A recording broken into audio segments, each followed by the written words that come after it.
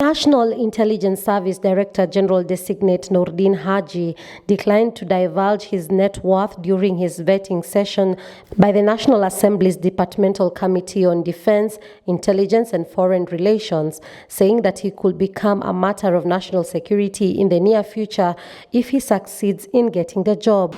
Yeah, Honorable Chair, I was going to request, considering the sensitivity of the office that I'm going to hold, that I give this to the committee. It might be a national security issue at some point. While appearing before the vetting committee yesterday, Haji, who was yet to relinquish the position of Director of Public Prosecution, even after his nomination to be the next spy master boss by President William Ruto, was also taken to task for withdrawing high-profile graft cases involving government officials and politicians associated to the ruling Kenya Kwanza administration. We had issues with how the evidence was passed on to the ODPP. In some of the cases, the investigating officers themselves submitted affidavits to say that they produced evidence that was not complete, that some of the evidence were actually tampered with and some were even forged. After the committee chairman Nelson Koech told Haji to state his wealth for the purposes of having it on record, the DPP instead requested to be allowed to present a summation of his financial income to just the committee alone. At one point, Saboti Member of Parliament Caleb Amisi, a committee member, asked Haji if his nomination sails through, how certain Kenyans should be that he will not drop high-profile intelligence involving senior people for political expediency. I want to assure you that as a Director of National Intelligence Service, I will be transparent, and I will observe Chapter 6 of the Constitution. Honorable Chair, the last 3 years, or 4 years actually, the ODPP has gotten clean bill of health from the Auditor General. Actually, a sterling performance, with even awards from the Kenya Revenue Authority.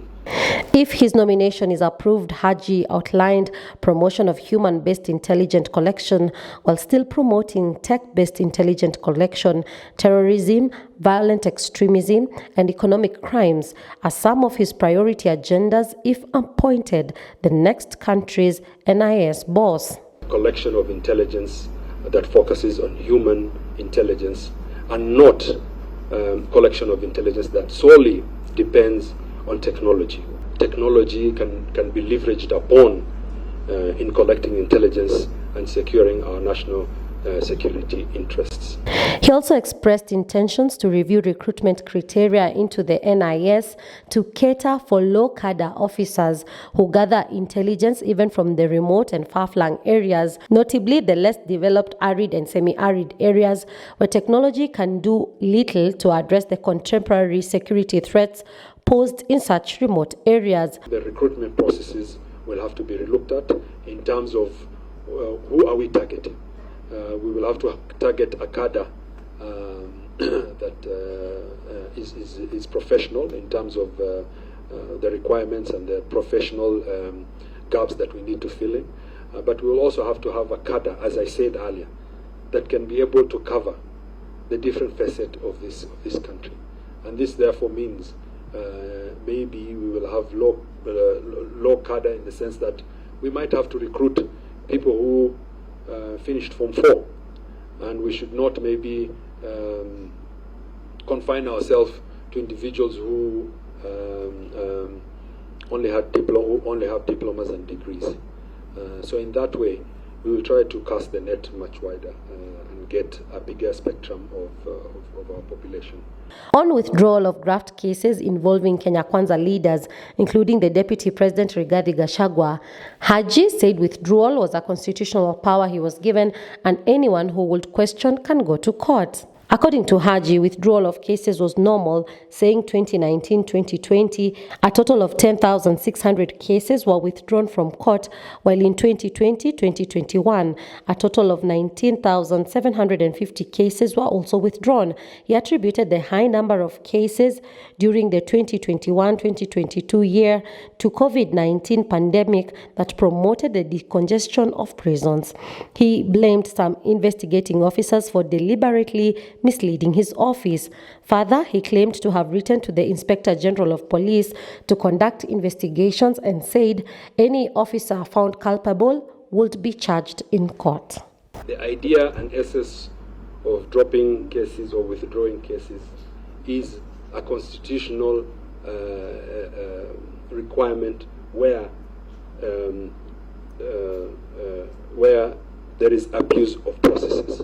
In 2017, before I was even DPP, 11,188 withdrawals were undertaken. In 2028-2029, there were 10,600. In 2019-2020, there were 8,609. In 2020-2021, there were 18,750. And in 2021-2022, there was 25,716.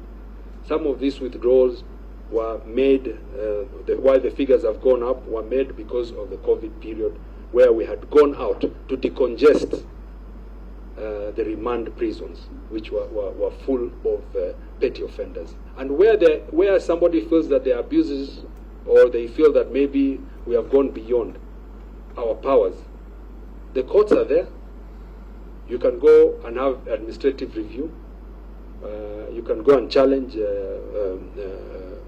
the ODPP as an office. And also, if there is evidence that I have been compromised in any way, then that also can be tabled. But I want to assure this House that the withdrawals we made was based on the evidence that was tabled to us and reviews that were made openly and independently. And on the Shakahola murder, Haji said the NIS provided timely intelligence and action was taken, but the principal suspect, Paul Ngede Mackenzie, was released on bond by the court. If I'm not wrong, NIS did give timely intelligence that initially was actioned upon. And even as ODPP, we were able to prosecute some of these individuals, especially Mackenzie. However, when we went to court, he was given bail. If approved, Haji will succeed his predecessor, retired Major Wachira Kameru, who retired after serving as NIS boss from 2014. Previously, Kameru served as Director of Military Intelligence at the Kenya Defence Forces.